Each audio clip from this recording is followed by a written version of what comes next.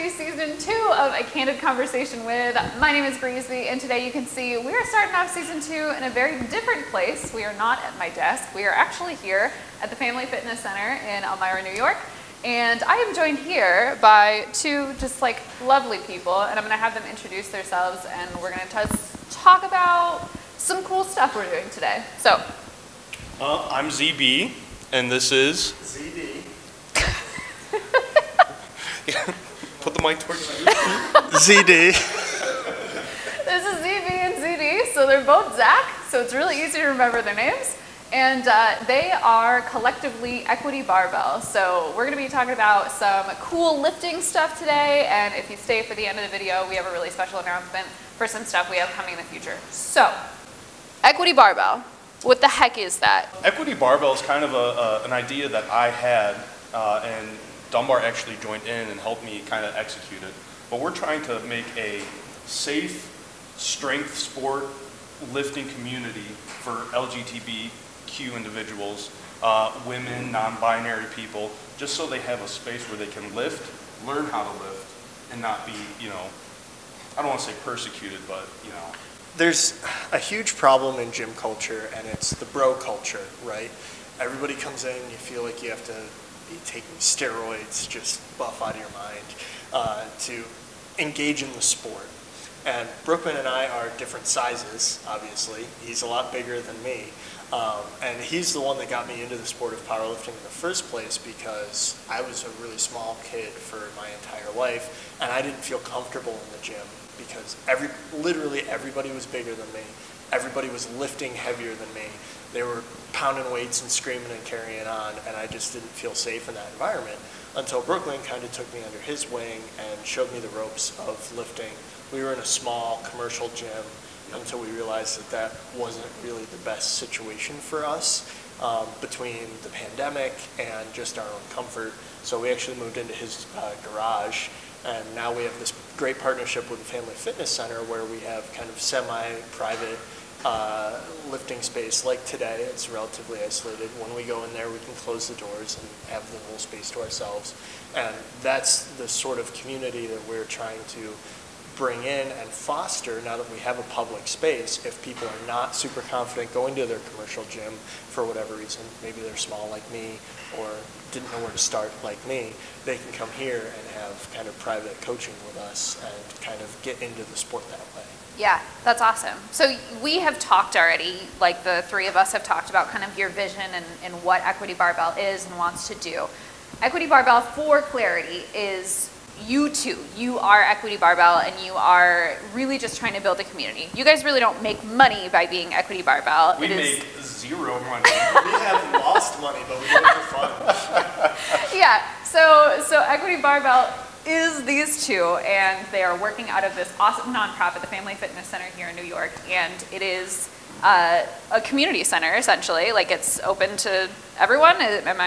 Explain the center to me. How long has it been here? What is it for? So the center itself, it was a YMCA about 30 years ago, and then Chemung County actually bought the center because they needed a gym for the community.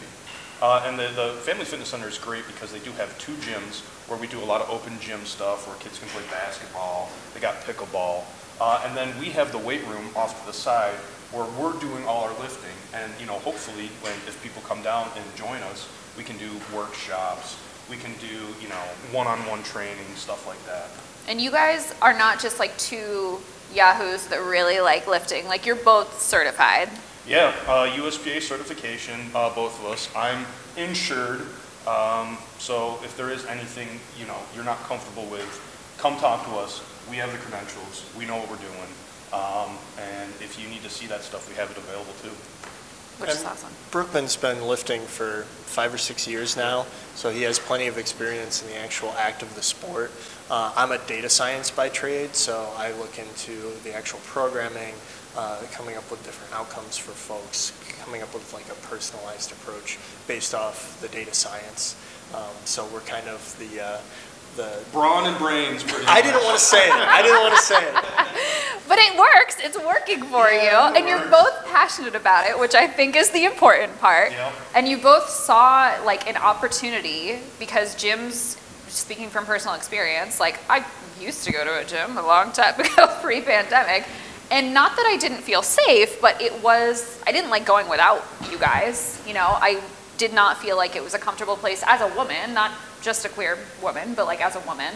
So the fact that you guys see that opportunity and you want to make it a safe space is awesome. For context, you're both cis, straight white males, right? So you are not in the community. What exactly did you experience that you were like, that's the thing I want to be doing? So I hope I don't like rub people the wrong way. There was the story of Leah Thomas, who transitioned to be a female and was competing as a female in the NCAA championship for the 500-meter freestyle.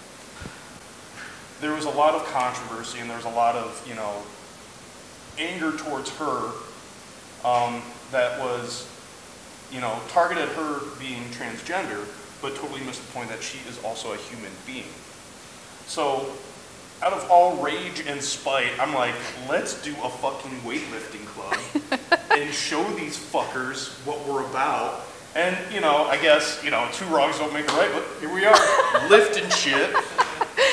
And wanting to make the community aid stronger, like physically and just like, you know, as a community, a stronger. You're harder to kill when you're 250 pounds, you know? That's a good point. It is a good point. So I love that, and I love that you wanted to start this. What if I'm just somebody like, I'm not queer, not a woman, whatever, and I want to come and lift with you guys? Is that okay? Like, oh yeah, that's okay. Yeah. So we're big boys. We love big people. We love small people. We love people who don't want to weightlift. We just want to do something, get people out here, and, you know, enjoy throwing weight around, you know? It's about being healthy in a way that minimizes the negative impact on your body. So we're of the philosophy, like I used to be an endurance runner, you don't have to get out and run 5 miles every single day to be healthy.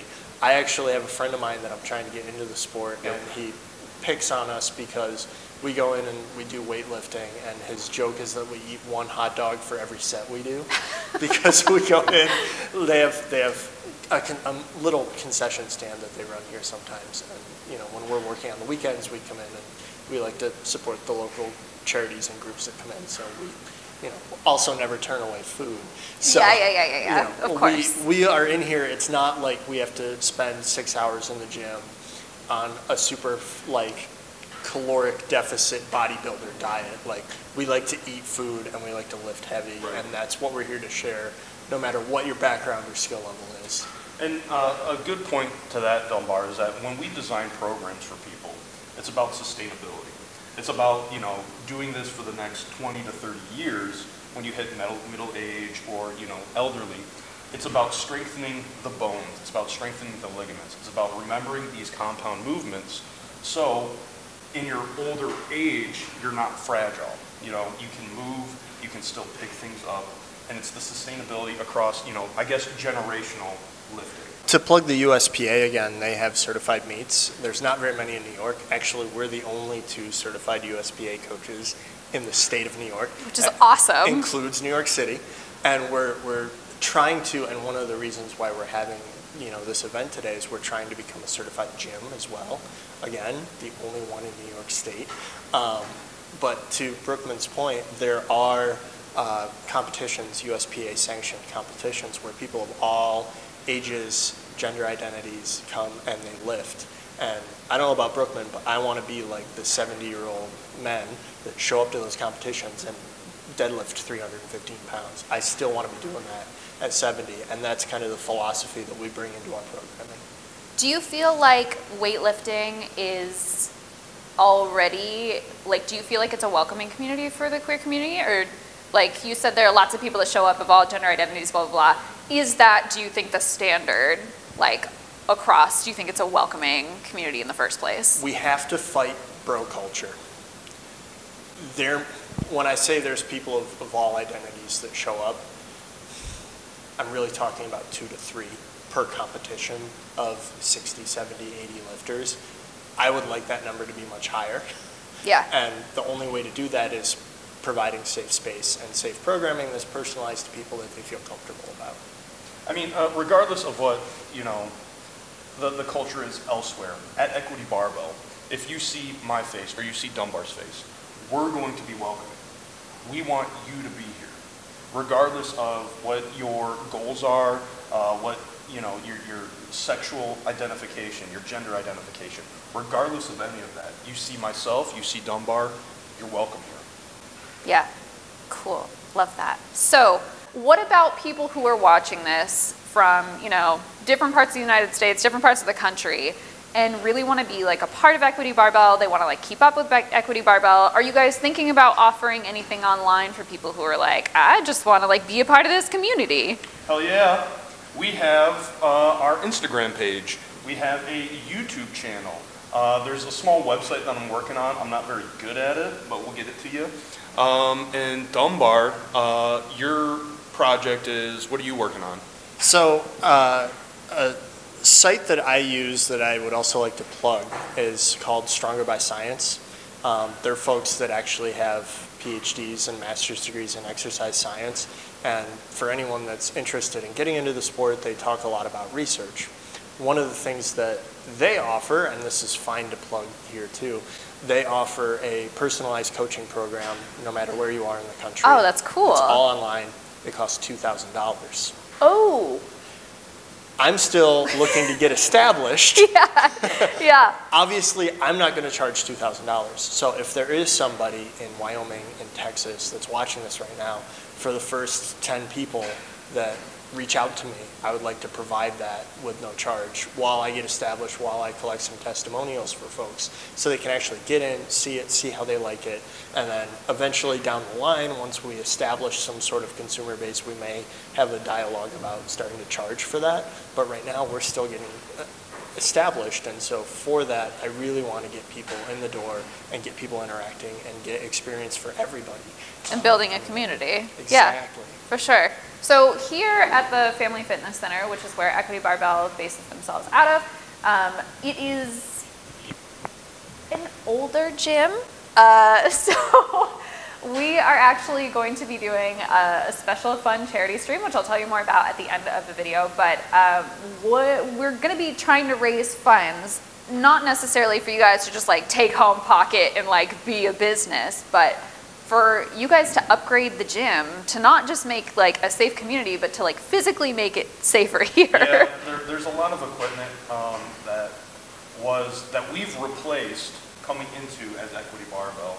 And there's, I mean, in the corner of a room, there's all the barbells just sitting there. We got to organize, we got to update, and we have to buy the equipment knowing that we can teach safely and that whoever joins us, they can be safe as we're teaching. Awesome. So that's something that we'll be announcing and we'll be doing more with in a little bit. But before we get to that, I want to be a big, strong man. So I'm gonna have these two teach me how to be a big, strong man right now. The term is muscle mommy. I'm gonna be a muscle mommy. Okay, are you ready? Hell yeah. Okay, Let's do teach it. me how to lift things.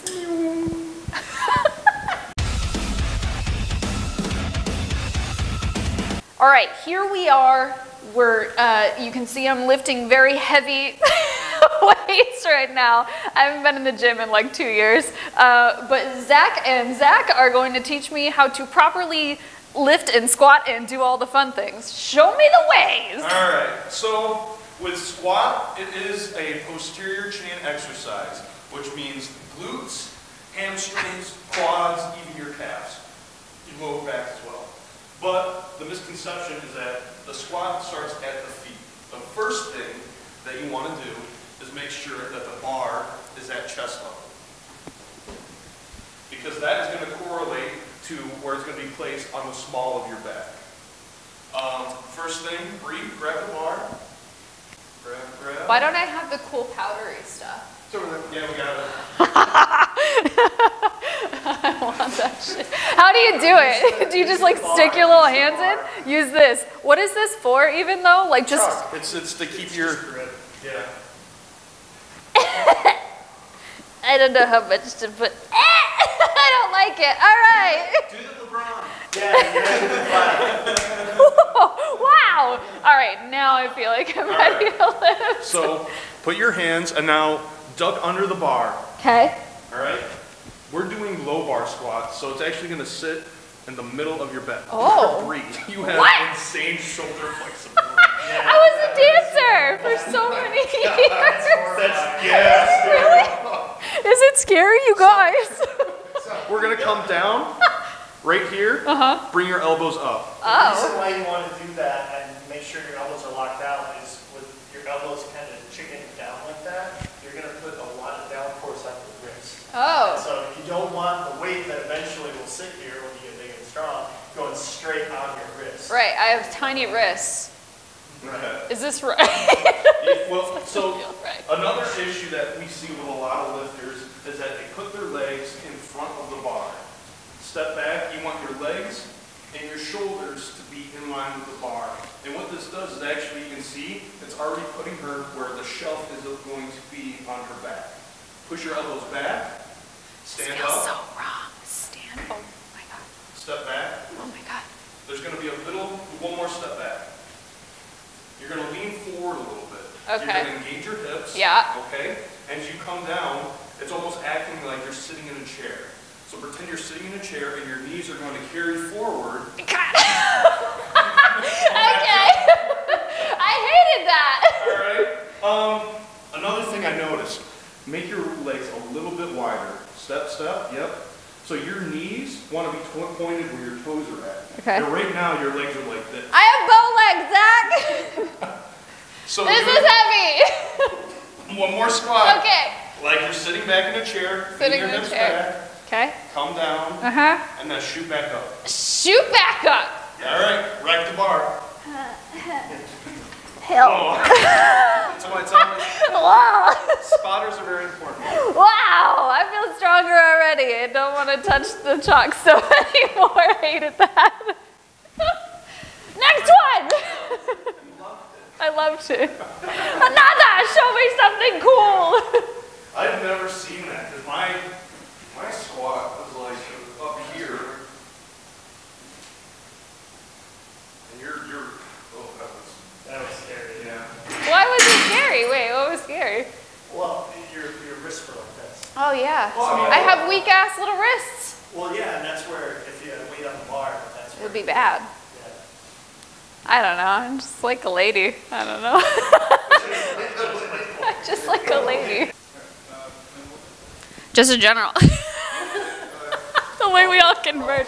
Just like a general question. What is the difference between like powerlifting and if I was just coming to the gym? Like in case people don't know, what's the difference between like this and like if I was just coming to do like a regular workout? So powerlifting is, I call them the big three exercises: your squat, your deadlift, and your bench. And that's what we're going to show you today. Those are the three lifts that a power lifter would focus on. An Olympic lifter, like you would see on the Olympics, focuses on what you call a snatch, which is like a deadlift, which we'll show, mixed with a It's not what it's called. I can't. I can't accept that. It's actually called a snatch. That's great. Anyway. Okay, let's do the next one. You can also clean and jerk it if you're a Olympic weightlifter. But Clean and jerk and snatch. I'm learning just like I didn't so think they much were today. dirty. You guys got it. I'll make anything dirty. Okay, great. And also the philosophy between like powerlifting is to get the mechanics of the body to move as much weight as possible. So there's a lot of like keeping your body tense. We work in the 3 to 6 rep range, which is like heavy weight, push it 3 times, then you're done. If you're just coming, recreationally, it's more focused on hypertrophy or muscle building. So that's the rep range between 10 and 12. And, targeting specific muscles. We do compound lifts because this is 3 big lifts that use everything or the majority of the muscles in your body. And hypertrophy, you're focused on one muscle, one action, doing it several times to get the blood through it and allow that muscle to get bigger. That's cool. All right, we're doing another one? Yes. So we are going to train the deadlift, which is honestly probably the best exercise that anybody can do because it trains mostly your entire body. So the first cue is to, Wait, what's a cue? a cue is something that you practice to know that you're doing the movement right. Okay. So a cue for like the deadlift would be making sure that the fucking bar doesn't roll, Which is challenging. is to step up to the bar and make sure that you're mid-foot, okay? Because that will allow the bar path to be straight as you're pulling. As we're mid-foot, what I like to do is to nestle into it, have my shins just touch the bar, and then place my hands outside my knees. At this point, I push out against my knees, and then I click, I hit the bar, pick up the bar, till you hear a click. I mean, this is lightweight, so you're not gonna hear the click.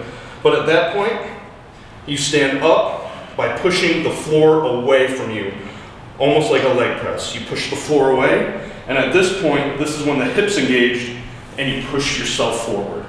At the top, you make sure you got a big, proud chest, because you're a bad bitch. And then you come down, almost in reverse. Disengage the hips, come down to the legs, and then set the bar down. I think we're gonna need to take those weights off, but sure. Respect. Let me see how heavy it actually is. It's not heavy. That's what they say. Okay, so midfoot. Yep, line up with your shoelaces. You Okay. brought shelves and cabinets inside. I think this is probably. Okay. And then I nestle my, but that's so far. Should my feet be farther apart? Yeah, that'd be fine. Okay. Inside? Outside? Outside. Okay. Push these knees out towards your arms. Now both knees! Okay. And now pull the slack out of the bar. So to do that, pull up and pinch your shoulders together. You see how straight that your back got? Now put your hips into it. Okay. Put your hips down. And push the floor away. Yep. Yeah. Nice. Wow. How do we get down again? You Just keep, reverse. yep. Hit. Wow! That's Good job. So I see people with the belt, the fancy belt thing, and I don't know what that's for. I was just like, oh, they're trying to keep their guts from just like bleh, when they're lifting heavy things. But I don't know if that's actually what that's for. So the science of the belt is when you tighten it down, it gives you something to brace against. You can get 3 different designs of belt. You can get a nylon belt, you can get a strip leather belt, and you can get a whole leather belt. This particular belt is one giant slab of leather put together. They have different uses for different, they have different designs for different uses, I should say. So this is a leather belt. This is a 13mm leather belt, which is optimized for squats. And having that extra padding in the back gives your spine something to hold itself together. Okay, interesting. If you want to specialize in deadlifts, you would have a slightly narrower belt, because what's going to happen is when I bend over and I do the lockout for this deadlift, I'm going to get a pinch because I'm bracing against the belt. So actually what ends up happening is you get nice red marks or dig marks from these things when you use them. But that's what they're for. I'm also wearing deadlift socks. It was a little easier to see on Brookman's socks when he gave the example because he had that white strip, and you have shoelaces. And the whole point of these socks, they're basically just thigh-high socks, because what you don't want to have happen is you don't want to get damage on your shin bones, especially if you're trying to be cool and have leg tattoos. So that's just kind of the purpose of these, is to protect your legs against getting those kind of skid mark injuries. So on these socks, I have, it's really hard to see because they're black socks, but I have a little mitt pattern over my midfoot.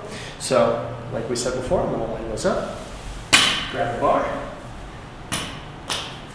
You're going to lock those knees, stand up with it, and back down.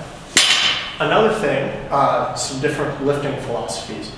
Brookman, when he lifts heavy, you'll see him use straps. The type of straps he uses are called figure 8 straps, which I'll have him demonstrate when he does his super heavy lift. How they work is they go over your wrist, through the bar, and over your wrist again. So they sit like a bracelet, but there's a little fabric layover piece, and that's where the bar sits, and that helps you grip. I use something called a supinated grip. where I have one arm that's locked out like so, and the other comes the other direction.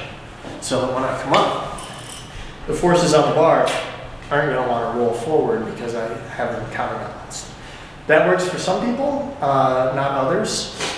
When you see a lot of professional lifters lift heavy in like tournaments and competitions, a lot of them use this weight and this lift because they can supinate. And if you're an Olympic lifter, you use something called the hook, where you hook your thumb under your fingers. And that is for when they come up and pivot. Oh. It helps them like that. That's interesting. So those are the different grip styles, socks, and belts that you can use depending on what kind of lift you want to do.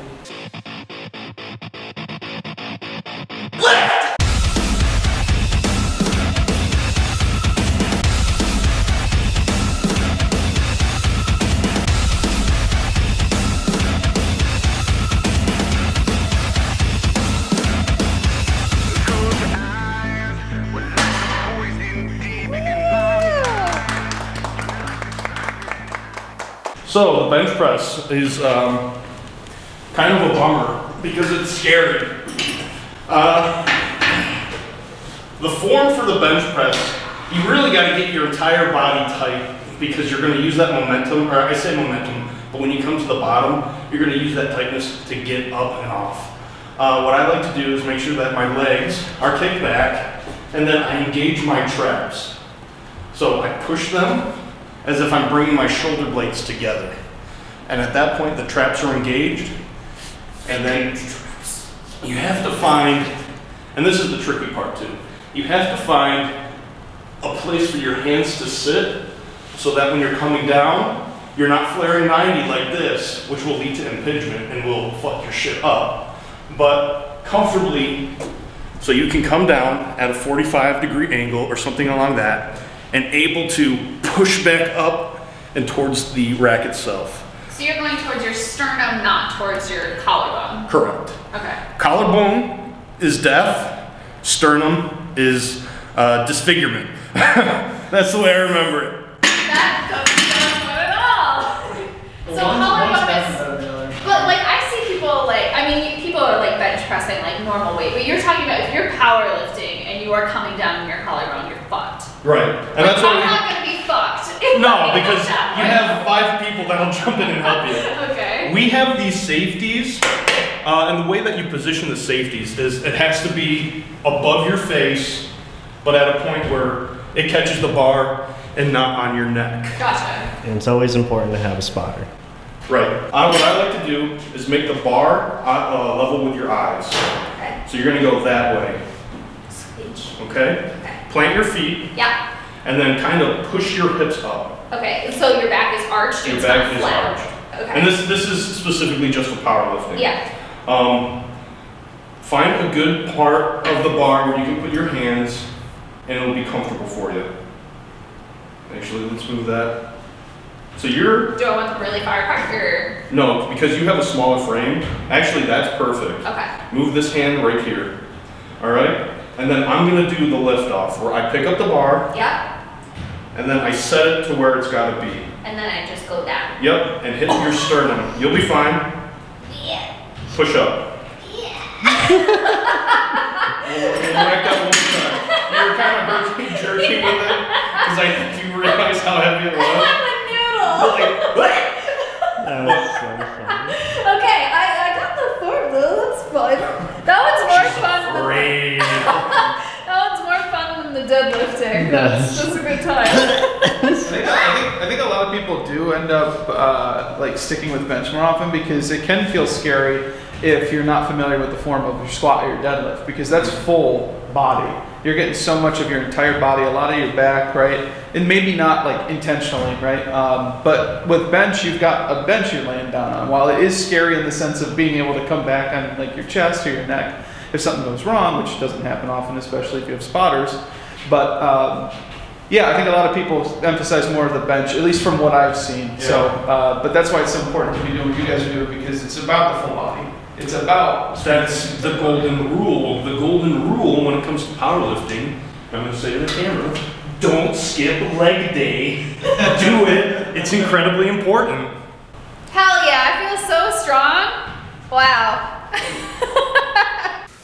Thanks so much for watching here today, a Candid Conversation with. I am joined here by Zach and Zach, and this has been Zach. And just to let you know what's going on in the future. So, in March, what do we say? March 11th, right? Saturday, March 11th, times TBD. We are going to be doing another Scare Me for Charity, and these two have told me they really hate horror games, like so much. So I'm going to show them my favorite one, which is the Mortuary Assistant. We're going to just scare the absolute shit out of these two, and it's going to be great. And you can help scare us too. And what we're going to be doing is raising money by scaring these two, and me and other people also. And we're going to be raising money to help get new equipment here for a safer environment for Equity Barbell to practice in. We're also waxing me too. Yeah, so if you donate enough money, we will be waxing Zach. And he said not just once, like multiple times, he's willing to take the wax strip. So we'll have incentives, we'll have giveaways, we will have all sorts of fun stuff. But I am super excited about it. We're going to raise some good money to get some good weights in here and make sure we're having a really safe space for everybody involved. So you two want to say anything special before we go? Lift heavy, do good. Lift heavy, do good. Hell yeah. All right. Bye, guys.